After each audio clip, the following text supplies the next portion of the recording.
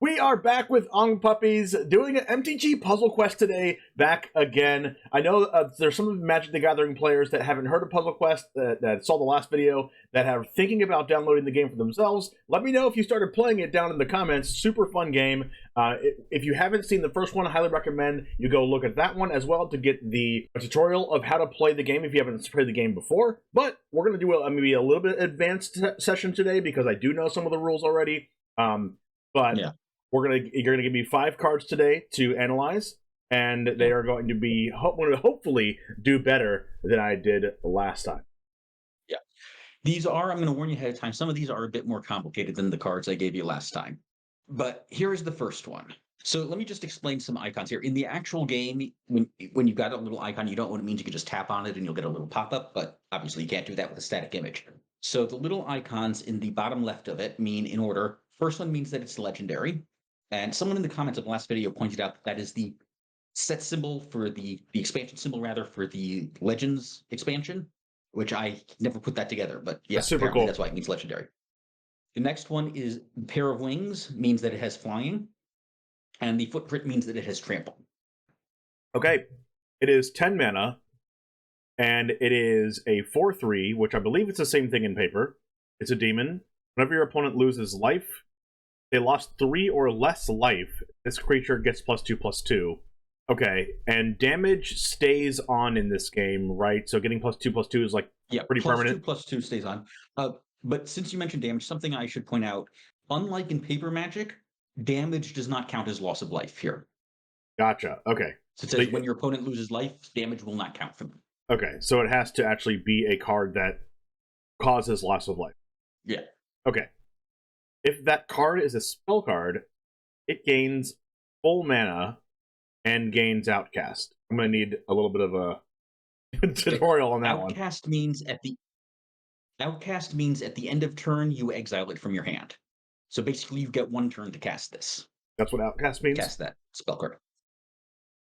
What does gaining full mana mean? You cast it out from your hand. Oh, I get it.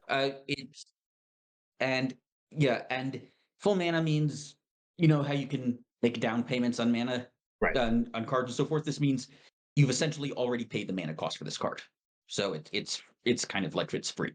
Okay, so if that card is this creature gets +2/+2. Draw a card. If that card's a spell card, it's free to cast, and gains you have till next turn to cast it. You have until the end of this turn to cast it. The end of this turn. Interesting. Are there other ways besides instants and sorceries or like abilities that lose life? Are there abilities that make your opponent lose life? And also, are there other instants and sorceries? There are triggered abilities on creatures and on supports. Instant sorceries do it. There's even, so your Planeswalker, your character, which is sort of like your hero in Hearthstone terms, has abilities, which are sort of like hero powers in Hearthstone. And some of those can lose life. So you can even, in some cases, cause your opponent to lose life without spending any cards, just activating your built-in abilities. Interesting. And is that 3 or... Oh, it says 3 or less. Okay. If they lost 3 or less life. Interesting. So they can't lose more than 3. Because Ob Nixilis in paper, it says if they lose exactly 1 life.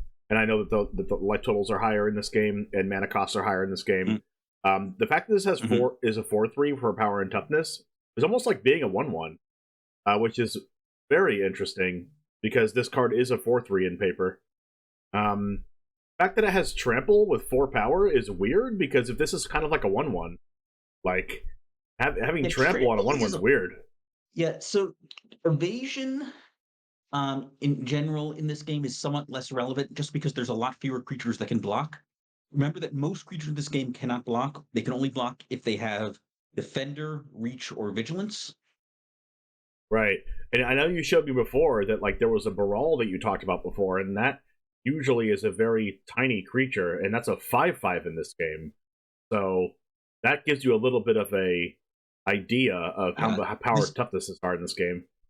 Yeah. Now this does only cost 10, which is relatively speaking less than it costs in paper Magic. I mean, it's more in absolute terms, but 10 is less than Right. So instead of it being like a 4-mana 4/3 flying trample in the real game, if I translated the power and toughness and mana cost, it would be like a 2-mana 2/1 kind of in this game, or 2-mana 1/1 in this game with this effect. I guess yes, sort of.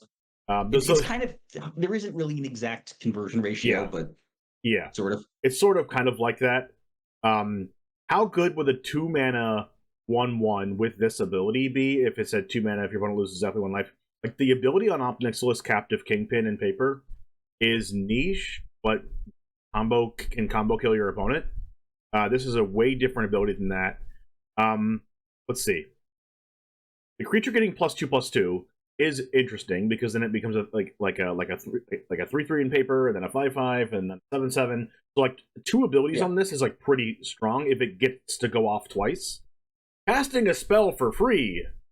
That's the really interesting part. It getting bigger is probably not even the reason why you'd play this. It getting bigger is like the reason why you would go, okay, on turn 3 or 4, whatever, I'll put some mana into this, and then next turn I'll get an Omniscience off the top. Does that count as a spell card, or is that something different? The Omniscience card. Omniscience is a support. Okay, so a spell card would literally be an instant or sorcery? Yeah, auras are also spell cards in this game, because they're not permanent, they're just spells that rewrite the text on something. But creature enchantments are spells. Okay, so when it does the order of this effect, does your opponent have to lose life for you to do any of this? The whole ability only triggers if they lose life. Okay. They can remember this. This isn't like if they lose life at the end of the turn, if they lost this much life, this triggers each time they lose life. So it can trigger multiple times per turn. I do like that. But since damage doesn't cause loss of life, you would need to play this in a deck where you have other cards that have the sole purpose, and maybe they're below average cards, that have the sole purpose of just making your opponent lose life. If you had a hero power that did make your opponent lose life, then this card would be bananas. The fact that you said that it actually exists is interesting. Can you play this in that deck? Well, let's see. So this is black-red. I don't know what the other one is. I'm trying to remember how many there are. Yeah, so Dakon, which is one that has it, can cause it. The trouble with Dakon's hero power that causes loss, I think it's loss of life. It's loss of life. But so first of all, that hero power you can only use once per turn. Any hero power. But the problem is it's sort of an unpredictable amount. They lose life equal to the number of black gems on the board. So depending on how many black gems on the board, that may well be more than 3. I'm getting a little bit of a feeling of that this might be a little bit too hard to get off. If you draw a support, you can't gain the full mana and have it gain outcast. If you draw a creature, you won't gain the full mana and get outcast. So you need to play this in a deck that has a lot of instants and sorceries that also make your opponent lose life. To play this, you have to have it not get Sleep with the Fishes or whatever other card your opponent's playing. And then, or Endless Detoured, or what's the other card? The other 3-mana card, Void Rend. Yeah, Void Rend has to not get dealt with. You have to go back to your turn, and then you have to have the card to make them lose life, and then you get the cool payoff, which is, get +2/+2, which is not too relevant unless you do it the second or third time. Then it becomes relevant, I think. This is all conjecture. And then you draw a card, and you have to hope that card is a good instant or source in your deck. I kind of get the feeling this is a little bit too much to put together, and I'm going to say this card's bad. Okay, do you remember last time I showed you Keza? Yes, that was the card you would just put in your deck. What Keza did? Yeah. It's the card that you would just put in your deck as a placeholder if you were going to. I want you to read the effect of Keza again. Let me just read the Keza again. See. This is when you draw a card, your opponent loses 2 life, gain 2 life. That is loss of life. I didn't actually go up in the chat that we have here to go see if that lost life. That does combo with the Ob Nixilis, and you can play this the turn after Ob Nixilis. Also, it says when you draw for turn, which is kind of crazy. But you're missing something here. Keza says when you draw a card, your opponent loses 2 life. Yeah. Ob Nixilis says when your opponent loses 2 life, you draw a card. It's a loop. You draw a card, your opponent. That is true. Yeah, it does go infinite. You would just deck out though, right? So it actually on its own does not go infinite, because there's a hard maximum of 6 cards in hand you can have, but there's plenty of spells you can play that will, discard your hand and draw a card. There's plenty of ways to effectively make this go infinite. Realistically, if you have both of these creatures in play, you draw a card, you will win that game. Oh yeah, 100%. This is a big part of the reason why I showed you K's. Yeah. This is a big part of why I showed you K's last time. This combo is arguably the best deck in Standard right now. There was one that was better, but they nerfed it pretty hard recently. They errated a bunch of cards to make them weaker, especially Blossoming Tortoise, which got shot in the head. Yeah, so this 2-card combo is arguably the best deck in Standard right now. And in fact, I have run this deck completely unchanged. Everything, the Standard version of this deck, I run it in Legacy, and I think it is viable. I think even with completely only standard legal cards, I think this is a pretty solid Legacy deck. Question: how good do you think that Ob Nixilis Captive Kingpin would be if Quasar didn't exist? Oh, it would be worthless. Okay. I didn't know if there was like another card that said like if you do this other action, your opponent loses 2 life. Yeah. Well, yeah, I can't think of one at least off the top of my head. Yeah, but anyway, so that was that. Now, this next one. Okay, so let me just explain a bit about how the board works here for the viewers. And also, I think you may have slightly misunderstood it last time because you were comparing it to like Tetris. So there's a 7x7 board of gems. And it is always completely full. There is always exactly 49 gems on this board. And you can swap any 2 adjacent gems, try to make a match, a 3-in-a-row match. Yeah, like Bejeweled, right? Yeah, like Bejeweled. And there's one type of gem for each of the 5 colors plus loyalty gems. And loyalty is the resource you use to activate your hero powers, basically. Okay.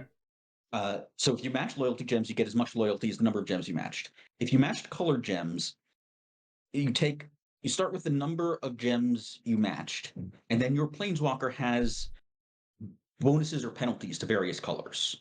So if you have +2 to red and you match 3 red gems, you get 5. If you have -1 to red and you match 3 red gems, you get 2. Okay. And you can also, and the gems you match disappear, so you can get cascades. The gems fall down into place, right. And there is no theoretical upper limit to the amount of mana you can get from a single match that way. It's just really hard to do. In practice, to get like 20 gems, and yeah, that would be really hard to do. Yeah. And I believe, I'm sure someone in the comments will correct me if I'm wrong, I believe every Planeswalker has bonuses to all the colors that it is. So if you have a red and blue walker, it will have bonuses to both red and blue. They may have bonuses to other colors as well. And the more colors your Planeswalker is, the Planeswalkers are 1, 2, or 3 colors, more like a 3-color walker will have not just lower bonuses per, but lower total. And because that's to help balance it, because all else being equal, Planeswalker with more colors has an advantage because it's got a much larger pool of cards to choose from. Right. And this is sad to say, well, yeah, but effectively they effectively all cost more to help balance that out. Okay. So a lot of effects there are some effects that just straight up give you mana, just like in Paper Magic. But a lot of effects that would give you mana in Paper Magic are instead here effects that convert the color of gems and try to make matches that way before you even make your swap. Okay. And lands in particular often say at the beginning of turn, convert this number of gems to green or whatever. Every color gets gem conversion, but green is by far the best set. So it would be anyway. So you don't play lands in your deck unless you want the gem conversion, right? Yeah, but realistically, every deck wants gem conversion unless you're doing some very specific combo. Okay. So every deck's going to play like some lands in it. Well, it's going to play some form of gem conversion. Land is by far the most common form of gem conversion. Okay. Anyway. I had a feeling the next card was going to be a land. Okay. Yeah. Rupture Spire. Support card, land. And this is this considered a support in general? Yes. Okay. So lands and enchantments are supports, basically? Yeah, basically every non-creature permanent is a support. Non-creature except permanent. Orders. Got it. Yep. Okay. And in this game, as you can see, lands do cost mana. I do see that. Yeah, it costs 9. Let's see. And what does the circle mean again? The little gem circle up top. That just means it's a support. Okay. And it has 3 defense. Block. Is that called block? 3 shield. Shield. 3 shield. 4 card land. When this support enters the battlefield, destroy all gems of your planeswalker's colors. Beginning of your turn, convert 3 gems to your planeswalker's colors. What does it mean to destroy gems? Like it just destroys the gems on your board, and then it like goes down. The things go down. Exactly. So to understand what's going on here, it might help to look at the original Paper Magic one. Well, you know what? Actually, I'll tell you what's going on. In the original Paper Magic one, it says you have to pay 1 when it enters, or else you sacrifice it. Mm-hmm. In this game, all lands cost mana, but this is their equivalent. You have to destroy all gems of your planeswalker's colors as the price. That seems like is that a hefty price, or is that like your opponent has gems on the board too, and like your planeswalker's gems are like half the board? I don't understand the question. You said there's like 69 gems or something like that. 49 gems. 49. It's a 7x7 board. So you would destroy. So I believe I did. There will still be the same number of gems on the board. They'll just be a lot fewer of your color. Gotcha. Yeah. I'm gonna put a picture of the board over here. I already have one in this chat here that I'm gonna take. Okay. So people can see the board. I'm looking at it right now, and say that you are. You can scroll up and look at that with me too. You see that there's like 4 blue, 5 red, and like 6 green, and you know a little bit more black, like 8 black or something. If you are a green blue deck, it would destroy like you know a third of the gems on the whole board, right? Mm-hmm. Okay. Just making sure I understand that correctly. But then you'll get gems to replace those gems. They'll just go away, and the board will like go back. It would like regenerate the gems right away, or no? When a gem vanishes, the gems fall down. Gems above it fall down, and a new one comes in off the top of the board. Like, and they could be like your color gems as well. They could be. Okay. They are randomly generated. Okay. For all gems your planeswalker's colors, at the beginning of your turn, convert 3 gems to your planeswalker's colors. Like, why would you want to destroy your own gems? You need those. Like this effect looks so bad that I just want to say it's good because there's got to be something I'm not seeing. But let's see. You pay mana for this. You blow up your board. I can't. You pay mana for this. You blow up your board, and then at the beginning of your turn, convert 3 gems to your planeswalker's colors. Okay, does every land convert colors at the beginning of every turn? I believe so. Yes. Okay, give me an example of like another like land. Maybe it's good or bad. Just give me like a generic basic forest or something like that. Like what does that do in this game? Okay, I'm gonna choose the first. I'm gonna choose a common land. This was chosen completely at random, except that it was common, so. Okay, I have seen this card in real life. Not a good land in paper though. Beginning of your turn, convert 2 gems to white. When the support is destroyed, draw. Okay. Interesting. Huh. Maybe it is good to destroy your gems if you're like...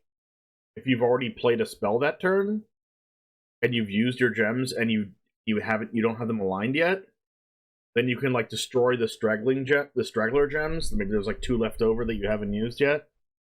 And then it just destroys them to put the other ones in play. The way the turn structure works...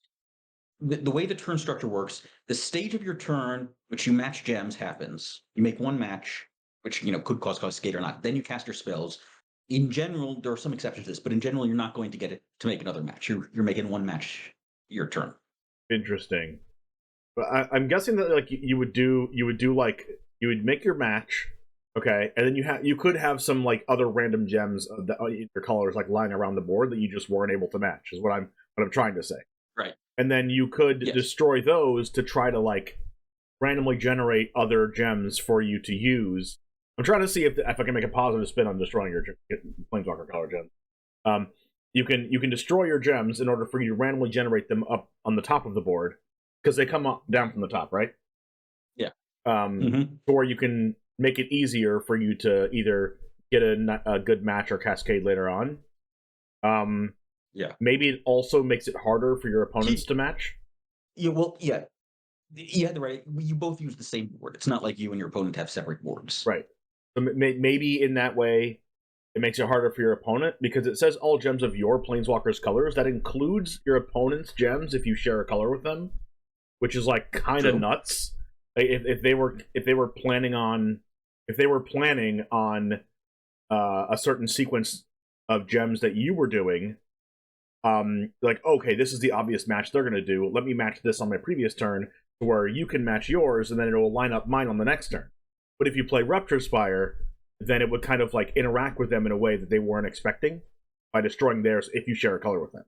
Is that line of thought like an actual line of thought that happens at all ever? That could happen, but also remember that they will likely have their own lands, so some gems are going to be converted to their colors at the beginning of their turn. True. Ah, okay. This also reads to me like a gold land because the other land that you gave me only made white, and then this says 3 gems to your planeswalker's colors. Do you just get to choose them, or is that generated randomly? I believe it generates randomly. Oh my goodness. Oh my goodness. I mean, among your colors, obviously. Yeah. Okay, because this interacts with your opponent, and because I think this is a gold land in this game, and maybe 3 is a higher block than normal because the last one you gave me was 2, even though it's a common, this is an uncommon, but, I'm just going to bite the bullet and say this card's good. Yes, it is good. Let's go! It's good. You're not quite right about why it's good. Okay, crap. You're right for the wrong right. reason. You were on the right track. You were on the right track. So here's the thing. It's good pretty much only for 3 color walkers. And here's why. There's 6 kinds of gems, 1 for each of the 5 colors, and loyalty gems. When you put this into play, if you're a 3 color walker, that means you're destroying half of the gems on the board.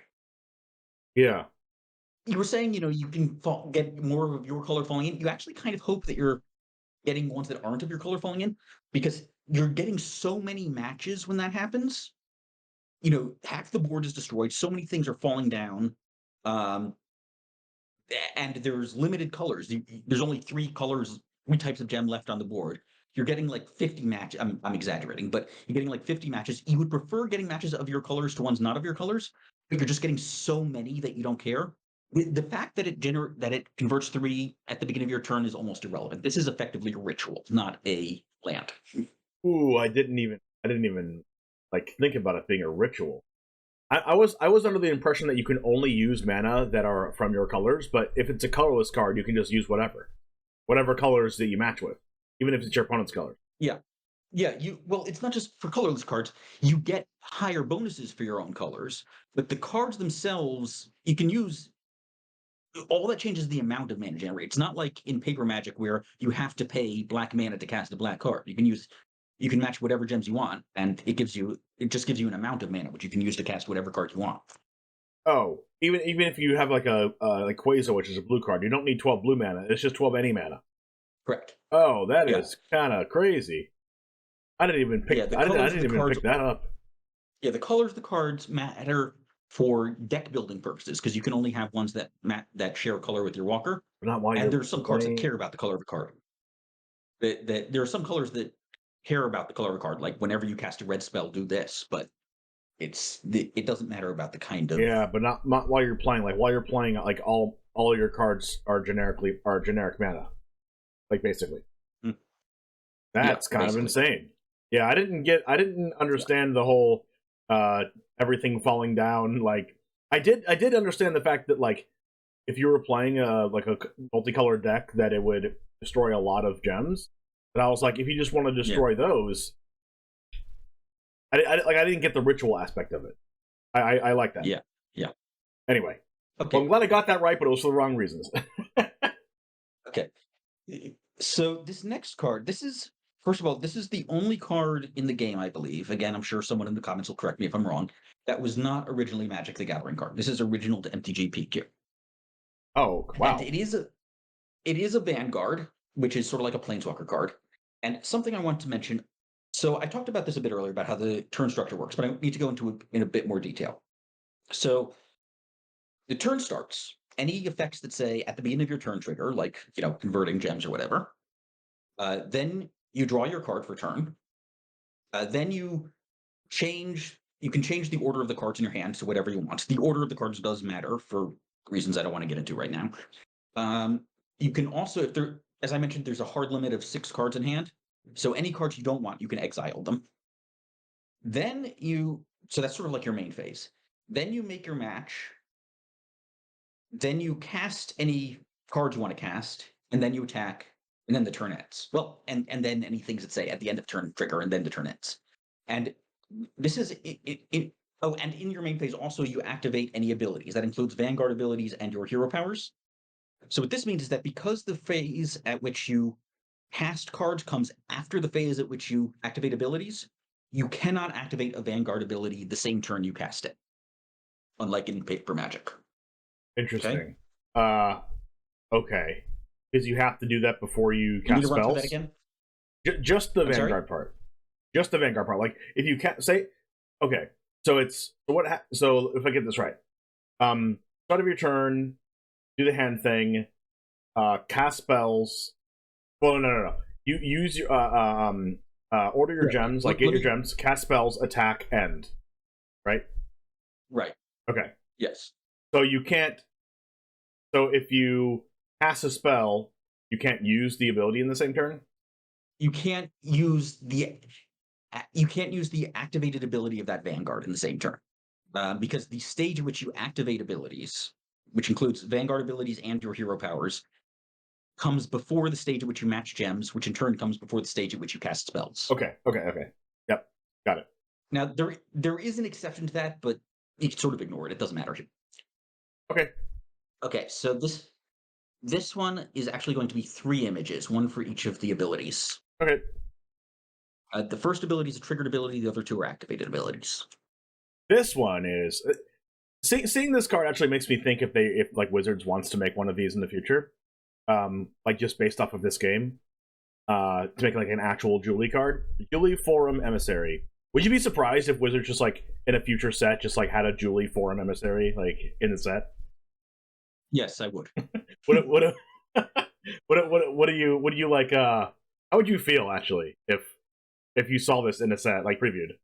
So let me put a pin in that question because there's a story about how this card was created, which I want to tell you after I get your evaluation, and that will affect my answer. Okay, gotcha. All right, let's do this.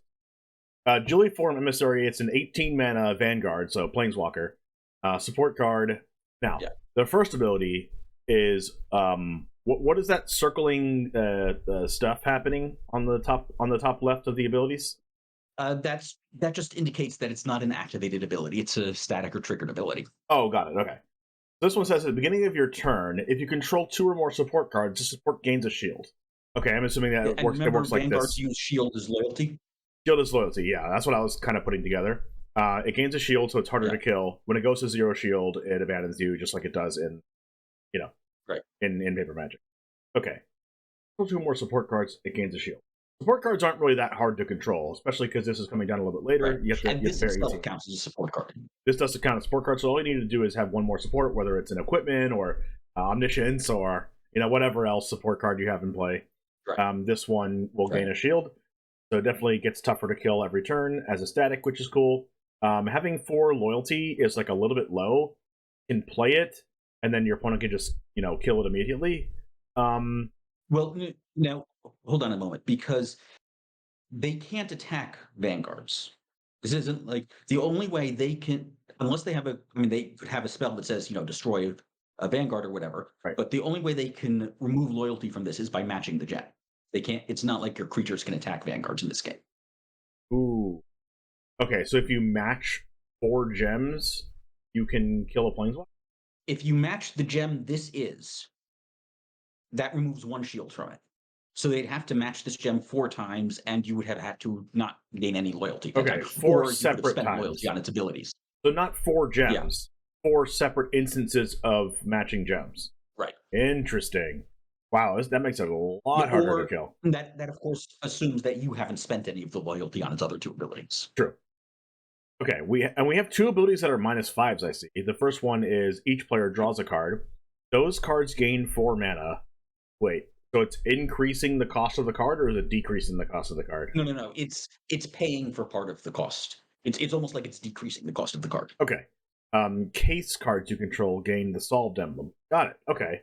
How do cases work in this game, for example? I know how they work in paper, but how do they work in this game? They're very similar to the way they work in paper Magic. The solved emblem is just the way they have of tracking whether or not it was solved. Mhm. An emblem in this game doesn't mean the same thing it means in paper Magic. It's basically like an unremovable counter on a card. Okay. But they work the same way. Like I know what the cases do. Yeah. Okay.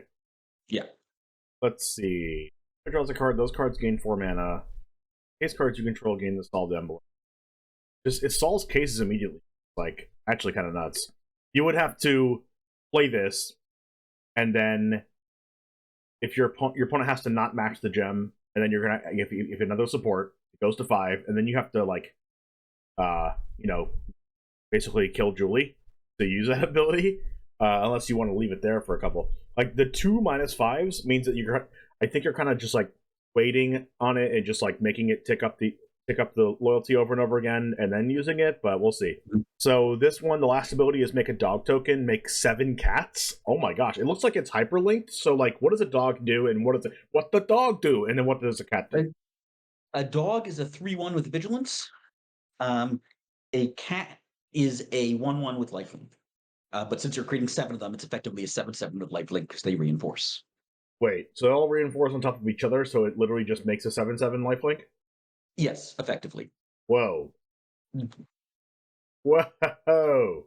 Wait, so you make a dog and 7 cats. Hold on, why don't you make 9 cats? Isn't the like 9 a cat thing? There is a reason for that, but again, I'll need to wait until I explain the story of how this was designed. Okay. Let's see. I guess based on the cats and dogs design, they're more likely to make Julie into a commander card to be in the Rin and Seri commander. Because that one's dogs and cats too. Okay. I think the last ability is crazy. Both players draws a card, not that good. It also decreases your opponent's mana of the card they draw. It depends on how many cases you're playing, but if I know the cases in real life, the cases aren't that good. Unless they're just better in this game. Do all the cases do the same thing in this game they do in paper? I don't really know. I didn't pay too much attention to what they were in paper. I didn't like compare them one by one. Okay. They generally try to. There's varying philosophies. Some cards are much closer to their originals than they're. Yeah. I can't think off the top of my head. I can't think of any single case that was really busted. How did I use that to evaluate Julie's case ability? I think decreasing your opponent's card is like pretty bad for you. But I think I'm most interested in the first ability, to have Julie almost never die. Like your opponent can't really rely on like matching their gems to kill the Julie ever. So if they match your colors, so if they go any turn without matching your colors, you're gonna go up to 5, then up to 6, then up to 7, then up to 8, and it's gonna keep going like that. Which I think is pretty good.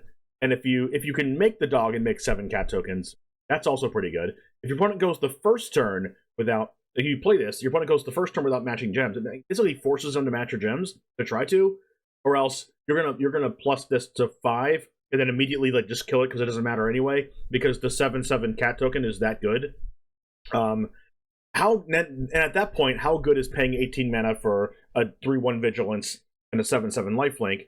3/1 not very good. That's like a 1/1. That's like a 1/1 vigilance, which doesn't matter. The 7/7 lifelink is like maybe like a 3/3. Would you want to pay like 4 mana for a 3/3 lifelink? Probably not. But if you can do it more than once per turn, like if you go and don't kill Julie right away, and then they keep not matching your gems, and then you can get this off twice. You basically just like, if you can ever do this twice, I feel like you can win the game. It actually doesn't impress me. It actually doesn't impress me, like now that I think about it, like how this card is, but I do like value, and Julie does give value. I'm gonna say this card's good. This card is good, but only morally. Only morally? So here's the story. So here's the story of how this card was created. There was a prominent member of the community, of the player base, who went by the username Julie71. She was very active on the forums, hence the name Julie Forum Emissary. Oh, I see that. Yeah, and she passed away. And so they created this card as a sort of tribute to her. And they gave Oh, it to wow. everyone for I free. love that. Yeah, and everything about this card is a reference to her. The dog, 7 cats. The thing about Casey's getting the Solved Emblem is because she led these player-run bug hunts, trying to track down and solve bugs in the thing. Oh, so So cool. she would solve them. Yeah. So it's great. I love that they created this thing. Some people will play it as a tribute to her. It is not very playable. So you're saying like, so first of all, you have to live for a turn to create the dogs and the cats. For the same cost of this one, 18 mana, you can get Phyrexian Vindicator, which is basically an indestructible blocker that will also redirect damage and will usually kill a couple things. Yeah, Vindicator does similar to that in actual Magic. Yeah, it does almost exactly the same thing, in fact. But in this game, because all costs are generic, essentially, it's a lot easier to cast. It's one of the best creatures in Standard right now. Yeah, this is not strong from a playable perspective, but I love that it exists. Oh gosh, yeah, I love that it exists too. Like it actually reminds me of the something Wizards printed. I believe they did a Secret Lair, or like I know it's an actual card. Yeah, it reminds me of this Sheldon memory card. Sheldon unfortunately passed away not too long ago, and they made this card kind of in his image, and he does look exactly like that. And I believe they actually made a Secret Lair with a few cards with him on it too. He basically created Command as a format, and after he passed away, they did this as a tribute to him, which is super cool. And I wish they would do this more often. But yeah, I like that a lot. So next card. Yeah, I do like the Julie card, and I actually just hope they make it in paper. Pull from Tomorrow. This card is a pretty cool card. This one is played in a lot of commander decks that want to draw a lot of cards. This one is 2 mana. Wow. Spell card, discard a card, draw 5. Excuse me? So a couple things I should explain. Here. When something says discard a card, unless there's some specific thing that says otherwise, that means you discard the last card in your hand. Also, there is a hard upper limit of 6 cards here. So if you cast this and you only have 3 open spaces in your hand, it'll fill up your hand, but it won't draw beyond that. Oh. You won't okay. In this case, the discard is part of the effect, not part of the cost. So you can cast this even if you don't have another card in your hand, and you won't discard anything, but you'll still get the 5. Oh my goodness. I mean, read this effect, OMGPuppies. Read this effect. Now I'm getting baited. Somehow this card's not good. Oh man. It's like the other card that you gave me. It's like the Rupture Spire. It's like, gosh, this card looks so bad. It's gotta be busted, like the Rupture Spire. Oh, this might be that in reverse. This might be look so broken, and you're like, well, most of the time you have 3 cards in hand. This goes discard a card, draw 2, not very good. It's 2 mana. Keep in mind, you can in your quote unquote main phase, as I explained the turn structure earlier, you can exile any cards you don't want from your hand. Oh. So if there's cards in your hand you don't want, you can free up space for them. Oh, come on. If you know my channel, okay, you know I love drawing cards. I cannot say that a card that draws this many cards is bad. This card is bananas, best card besides Omniscience. Yeah. Okay, so this card is a very solid card. It is not as good as it looks to a paper Magic player. It is totally playable. It is played. Here's the thing I chose this as an example of how draw cards in general are not as good in this game because, so I explained the turn structure earlier. The stage at which you make your gem matches comes before the stage at which you cast spells. So that means the cards you draw, you can't give them any mana this turn. You won't be able to actually cast them until your next turn, which makes card draw significantly worse, unless you've got like an Omniscience in play or something. But you do. Part of what makes card draw spells. What? But you do have Omniscience in play. Right. Yeah, well, if you have an Omniscience in play, the fact that this costs 2 is irrelevant because you could. True. Yeah, that's actually part of what makes Omniscience so broken, is it breaks this basic assumption about the game. Don't get me wrong, this is a very solid card. I am very happy to play this in many legacy decks. But part of what makes card draw so good in Magic is that you can change them. If you you cast your Ancestral Recall or whatever. You draw 3 cards. Even if none of those cards are actually the cards you were looking for, they can help you dig further, get more cards. Now, there are actually a lot of ways around this restriction. You can cast a ritual, you can have omniscience, there's supports that say when you draw cards, give them a small amount of mana, that sort of thing. But you do have to work for it. So yes, this card is good. This card is mostly played in combo decks where you're looking for to find 2 very specific cards or 3 very specific cards or something. I love that. Yeah, I can. If this card was super bad, I still would have said it was broken. I just can't say draw 5 cards is bad. I can't do it. Yeah. Oh yeah, this card existed in Paper Magic. This would arguably be better than Ancestral Recall. No, this not arguably. This would be better than Ancestral It would Recall. be 1,000,000%. Yeah, it would be better than Ancestral Recall because it's Ancestral Recall, but it's Ancestral Recall in terms of raw card advantage. But you get to put cards in the graveyard, which is really good. Yeah, it would, I think, still be slightly worse than Contract from Below, but that's not legal anywhere. Anyway, so this next one, this is from an older set, but you may have heard of it anyway. I like how you did that. Yeah, I never heard of this card. That's weird. What is it, like a flower? That's interesting. Okay, so this one's like a purple, blue flower, indigo. Actually, this is a perfect example of an indigo. Indigo flower in a field. It's sure. I'm going to call it like an indigo flower. This is a 4 mana. What does the E mean under the 4? That has to do with where you can get. You can ignore that. It basically means this is it's sort of like being a foil. Got it. Okay. I think Indigo's Flower's foil in this game. That's interesting. It's a support card, artifact. It's got 2. I almost said block again. I almost said toughness again. What is it called again? Shield. Shield. Okay. Lotus Field. Lotus Field. That's the name of a card. Okay. What does Lotus Field mean? Is that just the name of the ability? Okay, so each support, it comes in attached to a certain gem on the board. Lotus Field means this ability triggers anytime you can imagine like a 3/3 block of gems with this in the middle of it. Lotus Field means this ability triggers anytime you make a match anywhere in that block, and what exactly it does depends on the color you matched. And nothing will happen if you match loyalty gems. It's only colored gems that cause this. Okay, so it puts like a kind of like an aura on a. Yeah, it's like this thing on the radiates field. energy, and if you match this card or any of the 8, sorry, if you match this gem or any of the 8 gems that touch it, this triggers. Okay. Convert 3 gems to improved gems of the matched color. What is improving a gem? Okay. Settle in, because this is going to take a while to explain. All right, I'm sitting already. So a white improved gem is called an enlisted gem. When a player matches a white enlisted gem, they gain 2 life for each gem matched.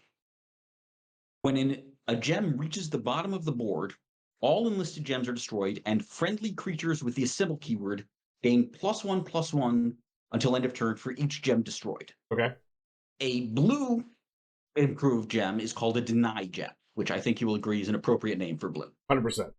When a deny gem is created, your opponent gains the denied status. And only one person can have the denied status at a time, so that means you lose the denied status if you have it. Okay. If a player with the denied status matches a deny gem rather, they are restrained, which means their non-blue mana bonuses are -1 until the end of their next turn. When a player who is not denied matches a denied gem, Time Bubble gem is created. If that gem is destroyed on its owner's turn, 3 mana gets drained from their opponent. If it's destroyed on their opponent's turn, their opponent destroys it, their opponent discards the first card with mana in their hand. Wow. That's arguably the best improved gem. A corrupted gem, when gems are corrupted, when any gem is converted to a black corrupted gem, the first card in your graveyard without buried gains buried. And buried is an ability that lets you it's how they represent cards that can be cast from your graveyard, like with flashback or jumpstart, that sort of thing. Okay. A corrupted gem is a type of improved. When a player destroys a corrupted gem, the first card with buried in their graveyard that can gain mana gains 3 mana. If they can't, they lose 3 life instead. Interesting. A red improved gem is called an ignited gem. And an ignited gem, when it's destroyed on the gem board, because it's matched usually, it destroys a 3/3 block of gems around it. Like it explodes, basically. Nice. A green gem, a green improved gem, is called a seed gem. A player that matches a seed gem gets +1 mana, in addition to what they get for the match normally, for each creature and reinforcement they control. So, for instance, if you had the 7 cats, I told you it's effectively 7/7, but for this you would gain 7 mana for that, not just 1. My God. And in addition, there are also a number of cards that care about improved gems. There are things that say, like, you gain 1 mana for each corrupted gem on the board, or, whenever you match a seed gem, do this, and that sort of thing. Interesting. So this converts 3 gems to improved gems of the match color only in the Lotus Field? No, so this triggers when a match is made in the Lotus Field. But the gems can be anywhere on the board. Okay. So if you match anything in the Lotus Field, you convert any 3 gems to improved gems of the match color, and then you destroy the support. Yeah, I believe it will try to convert gems it will try to convert gems that are already of the correct color. But if there are gems that are not of the correct color already, it will convert them to the correct color and then corrupt or deny or assemble them or whatever. Like, if you're playing this in a blue deck, because this is the Indigo Flower after all, if you're playing this in the blue deck, I see the smirk every time I say that. If you play this in a blue deck, then you would get the best corrupted gem, because you're probably discarding a card or denying mana from them is very strong, especially compared to the other ones. Now, you gaining mana. Go ahead. It doesn't necessarily, if you're playing this in blue deck, that doesn't necessarily mean it's only going to do blue gems. What matters is what color was matched in that field. Oh, and this only triggers on your turn. If your opponent matches in that field on their turn, nothing happens. Okay. Now, I do like this.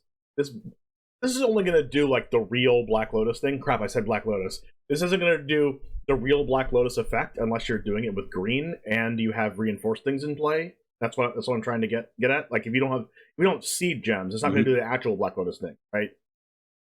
Right. Interesting. I'm thinking of a deck that you could build that's mono green and it has this in it, and you have a whole bunch of seed gems, and then your Lotus Field just has a bunch of seed, and then you match a bunch of seed, and then you just gain 1 billion mana because you have Black Lotus. But I don't think this is nearly as strong as of course nothing's really as strong as actual Black Lotus. I don't think this is nearly as strong as a card that wants to be doing this, or that you would play in a deck. I would say this is what was that? Except Contract from Below. Well, except Contract from Below, which as established is actually probably stronger than Lotus. yeah. So yeah, I don't think this is nearly as strong in this game as it would be for Black Lotus in this game if Black Lotus actually did the Black Lotus thing. Because you're not actually gaining mana, you are just converting them to being a little bit stronger gems. And then you have to destroy the support after you do that, and you're doing the same thing as a land would do, and you're paying 4 mana for this. Maybe lands are more expensive than this. So it's a less expensive land in a way, but it's a more powerful land. Would you want to play this in a combo deck if your deck is kind of comboing off of exactly the improved gems that you want? Weirdly enough, I'm going to say that the Indigo Flower is not good. You are correct. Let's go!